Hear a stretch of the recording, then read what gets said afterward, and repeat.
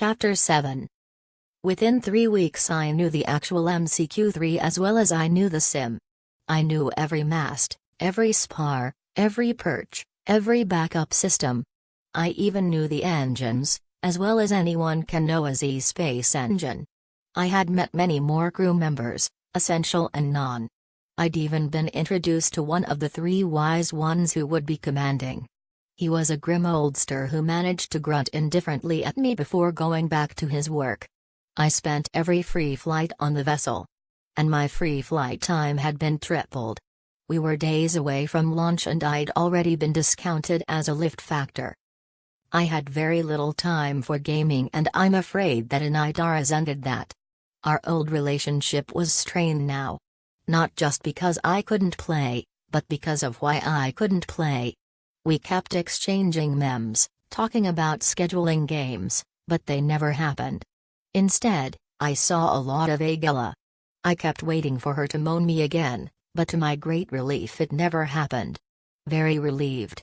Although I kind of wondered why she didn't. Had I done something wrong? Was it the way I'd reacted? Basically like a panicky juvie? Didn't matter. There was no place for that kind of thing on a vital and dangerous deep space mission. Just would have liked to know why, that's all.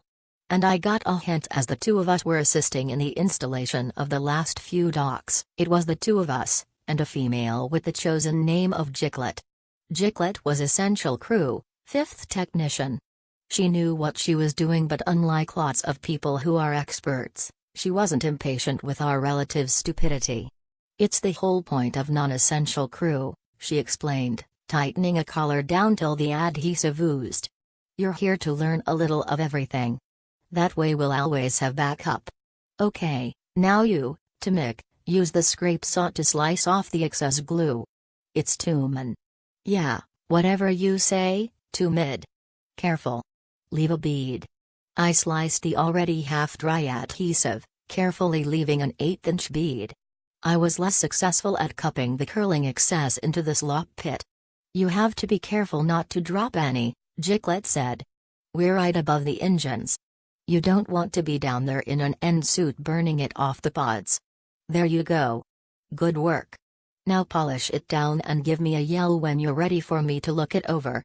She beat wing and elevated to the other pair of amateurs she was supervising. Agella and I shared a sigh of relief that she was gone. And then equatorial high crystal blew apart. A hammer blow on my head. Wings snapped back by the concussion. Spinning. Fire, fire everywhere. 1 second I was working and grinning at Agella, and in the next instant my ears were bleeding, my eyes swimming. My mind was a mess of shattered bits and pieces. What was happening? I was cut in a dozen places by flying shards. A 6-inch spike of crystal was lodged in my left pod. I pulled it out, yelling and crying and falling through the air as Elle did so. What was happening? Agella, where was she? Nothing I saw made sense. Debris still flying all around me, falling away now, but whirling and glittering as it fell. The MCQ-3 still held station. Where was Agella? Agella. Agella. I heard a moan, barely audible past the ringing in my ears. I looked up and saw her. She was using her talons to cling to an unpolished bit of spar. And then it happened again. And this time I saw it. I looked up at my friend, at the streams of dull, burnt orange blood coming from her face. But past her, above the MCQ-3, up through the masts and spars saw the raked cylinders, the arched neck, the dagger points of an alien ship. It cruised slowly through the atmosphere, taking its time. Nothing like a generational or Ellimist ship. Nothing like anything I'd seen or imagined. It seemed to circle slowly around my home crystal, watching, waiting, and then it fired again. A beam of energy, pale red. The beam lanced down into the core of my home crystal, my poor damaged home. This time I expected the concussion as overheated crystal exploded, blew apart. My world dropped, fell away. It was in 2 pieces now. A fragment equal to 1/3 of the whole spun, spiraled down. Wings beat frantically but the balance was lost.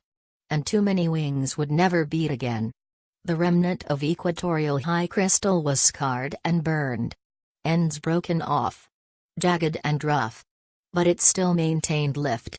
I could see thousands of my brothers and sisters, all straining, all lifting together. Free flyers were rushing to dock anywhere they could, anywhere to provide lift. But the alien ship wasn't done with its work. This time no beam weapon. This time it sprayed a cloud of flechettes.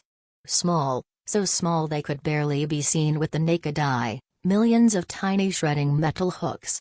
The sound was like a volcano blowing. The flechettes sprayed for 5 seconds, no more, but at the end of that time every unshielded Ketran was torn apart. The entire crystal might have been dipped in blood. The bodies began to fall away. The crystal itself began to fall. Straight down, down, and gathering speed, with no one left to hold it up any longer.